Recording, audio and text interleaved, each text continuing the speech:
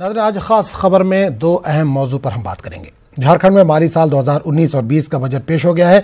Budget में हुकूमत ने दावा किया है कि हमने सफर हज पर 2620 आज़मीन हज को भेजा है, जबकि ये बात आम है कि सफर हज पर जाने वाला हाजी अपने खर्च पर हज के लिए जाता है।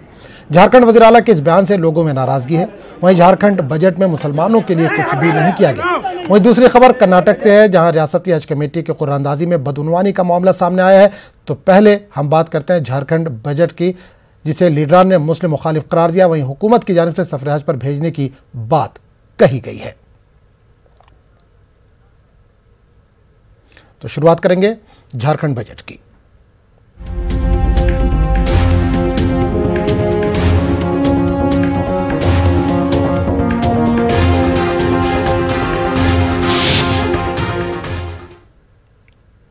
झारखंड हुकूमत ने हज के ताल्लुक से मज़हक़ा खेज दावा पेश किया है। झारखंड असेंबली में माली साल 2019 और 20 का बजट पेश करते हुए वज़ीर आला रघुवर दास ने दावा किया है कि माली साल 2018 और 19 में रियासत से 2620 आज़मीन को सफर हज पर भेजा गया। वज़ीर आला के इस दावे पर रियासत के मुस्लिम हल्कों में शदीद हैरत और गम व गुस्से का इजहार किया जा रहा है। मुस्लिम दानिशवरों, उलमा इकराम और समाजी कारकुनान का कहना है कि सफर हज के ख्वाहिशमंद लोग अपने जाती और जायज़ रकम खर्च करके मुक़द्दस सफर हज की सादत पूरी करते हैं, जबकि रियासती हुकूमत का इस ताल्लुक से दावा करना बिल्कुल समझ से परे है। अल्पसंख्यक का आपको थैंक्स देना चाहिए सरकार को। लिखो कि 4 साल में पहली बार हमारा मुस्लिम हो चाहे कोई समाज हो, निर्भीक रूप से बिना डर का। दूसरा लिखो कि जो वोट बैंक की राजनीति करने वाला हज हाउस में 8.5 करोड़ रुपए का किस तरह बंटा था। हमारी सरकार है जो 40 करोड़ रुपए का हज हाउस, जिसका उद्घाटन हम मार्च में करने जा रहे हैं। जाके बिल्डिंग देखो कितना सुंदर बन रहा है। हमारी सरकार पहली बार है जो अल्पसंख्यक को आयोग को मजबूत किया और उसमें 5 करोड़ रुपया दे रहे हैं। अनुसूचित जाति निगम, अनुसूचित जाति पिछड़ा वित्त निगम पर वोट बैंक की राजनीति नहीं, झारखंड में सिर्फ विकास विकास विकास की राजनीति। और अपना हम हिंदू मुसलमान सिख ईसाई की भावना से नहीं देखते हुए। आप देखो अल्पसंख्यकों को जानबूझ के इन लोगों ने टारगेट किया है। इसके लिए कोई योजना सरकार नहीं लाई है। इसलिए हमको लगता है कि ये जो बजट है अल्पसंख्यक विरोधी बजट रघुवर दास ने पेश किया है। माइनॉरिटीज के लिए, स्पेशली माइनॉरिटीज की मैं बात कर रहा हूँ, एक भी योजनाएं उनके लिए कोई कर्णांकित नहीं की है। कैसे उनको हम आगे लाएं, कैसे मुख्य धारा पे लाएं। और तो और इसलिए मैंने कहा कि ये सरकार उनके साथ इतनी नाइंसाफी कर रही है। कोई नई योजनाएं उनके लिए, माइनॉरिटीज के लिए कोई नई योजनाएं उनके लिए नहीं है। इस राज्य में जो बड़ी तादाद है अल्पसंख्यकों का, हमें लगता है कि उस पर भी इन्होंने कोई गौर नहीं फरमाया है। केवल जैसे पुरानी भारतीय जनता पार्टी की घिसी पीटी एक राह है, उसी राह पर इन्होंने चलने का प्रयास किया। और हम कह सकते हैं कि माइनॉरिटी का जो बजट रखा गया है, जो अक़लियती जो फलाह मंत्रालय से जोड़ा गया है, वेलफेयर मंत्रालय से जोड़ा गया, मात्र 7.72%, और उसमें बहुत सारी योजनाएं अन्य लोगों के लिए। हम समझते हैं कि मुसलमानों अक़लियतों को खासकर जो है कब्रिस्तान की घेराबंदी तक महदूद करके रख दिया गया। माइनॉरिटी के लिए जो ऑनगोइंग स्कीम है वो सारा स्कीम है, लेकिन माइनॉरिटी स्कीम को भी स्किल डेवलपमेंट और वित्त निगम हम जिसको कहते हैं, जो वित्त निगम को सक्रिय किया गया है, जिसके माध्यम से माइनॉरिटी को भी सपोर्ट मिल रहा है, ऐसा इस बजट में आया है। इस पूरे मामले पर बात करने के लिए हम सीधे रुख करेंगे रांची, जहां समाज नुमाइंदे नौशाद आलम इस वक्त सीधे तौर पर जुड़े। नौशाद, झारखंड में बजट पेश कर दिया गया है, इसमें अक़लियतों को क्या मिला इस पर तो हम बाद में बात करेंगे, लेकिन सबसे पहले इसमें एक खास बात यह रही है कि सरकार ने यह कहा है कि 2600 आज़मीन को पिछले साल हज के लिए रवाना किया गया था। यह क्या पॉइंट उठाया गया है?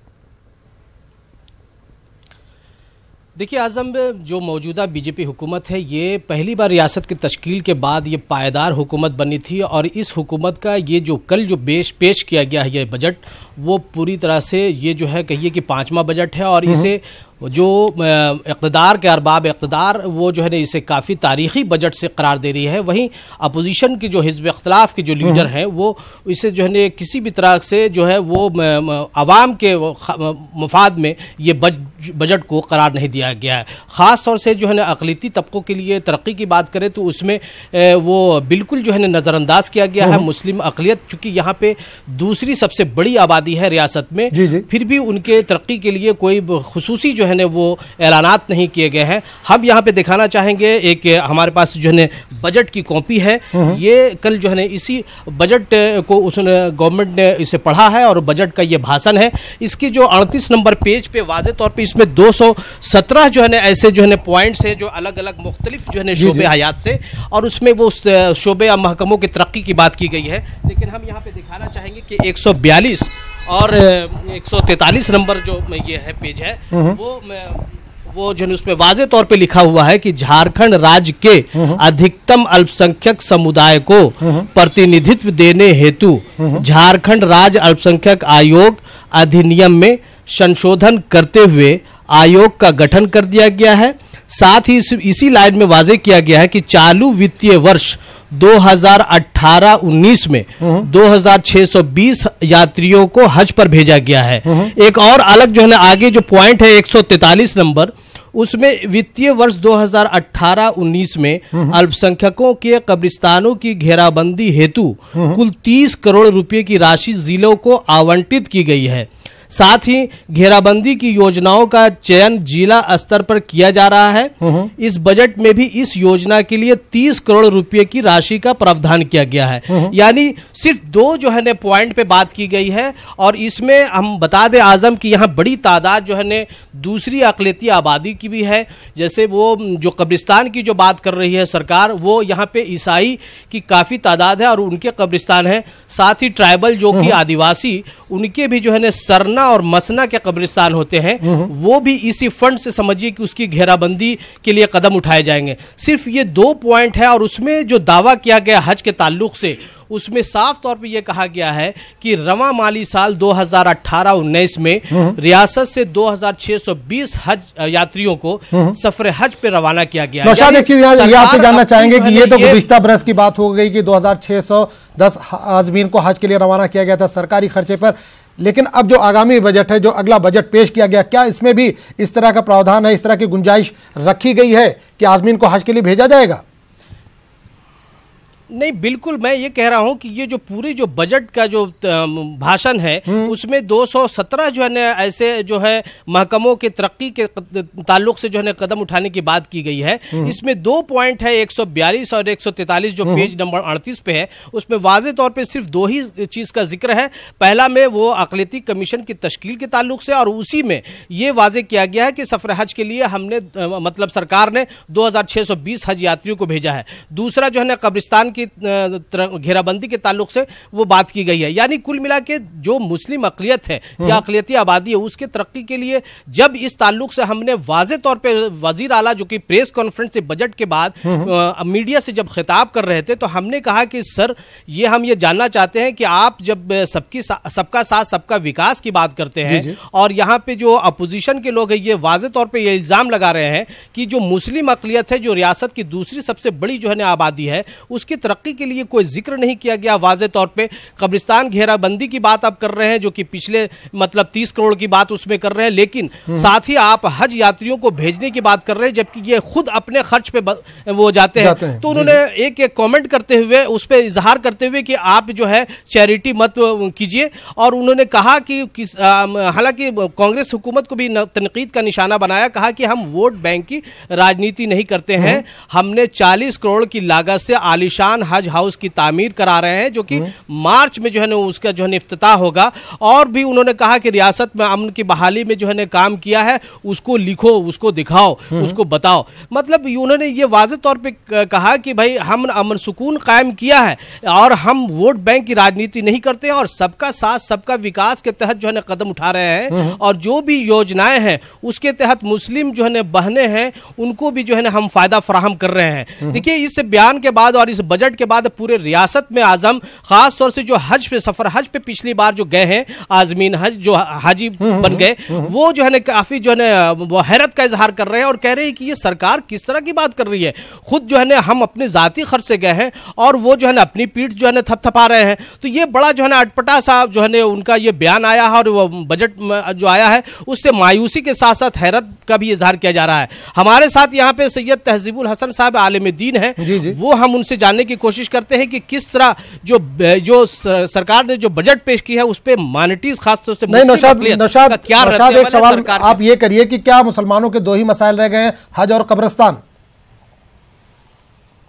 जी हजरत, हम ये जानना चाह रहे हैं कि कल का जो बजट है कितना अक़लियती तबके के लिए और ख़ासतौर से मुस्लिम अक़लियत के लिए जो है ना मतलब बेहतर आप मानते हैं, या क्या जो है ना सिर्फ कमीशन की तश्कील की बात कर रही है सरकार और उसके अलावा जो है ना कब्रिस्तान की घेराबंदी की बात कर रही है और उसमें जो हज यात्रियों को भेजने की जो बात हो रही है वो जो है ना कितना मज़ाक़खेज़ लगता है? देखिए, हमारे वज़ीर आज़म नरेंद्र मोदी जी का वज़ीर आज़म मोदी जी ने कहा था कि सबका साथ सबका विकास, और उसी के तई हमारे झारखंड में भी हमारी सरकार बनी, रघुवर सरकार आई, और रघुवर सरकार जो हमारे वज़ीर आला हैं इन्होंने जो भी काम किया हो, मगर इस मर्तबा के बजट में मुसलमान तबका ये उम्मीद लगाए हुए बैठा था कि चूँकि ये इलेक्शन का बजट होगा, इसमें जो हुकूक हमें नहीं मिले गए हैं, जो माइनॉरिटी को फ़ायदा नहीं मिला है वो मिलेगा। मगर आपने देखा और आपने दिखाया भी, सामने की बात है कि 217 में जो है सिर्फ और सिर्फ 2 इशू पर बात की गई मुसलमानों में, वो तो अल्पसंख्यक आयोग का गठन करना ही था, वो सरकार का काम है और सरकार की जिम्मेदारी है, बगैर आयोग के झारखंड नहीं रह सकता, लिहाजा वो गठन किया, उसका खैर मकदम लोगों ने किया, अच्छा काम किया। मगर अभी जो घेराबंदी के लिए 30 करोड़ बजट में जो पिछले मरतबा पेश किया गया, इसमें पेश किया गया, जैसा कि आपने ही बताया, इसमें सरना भी हैं, आदिवासी भी हैं और मुसलमान भी हैं, क्रिश्चियन भी हैं।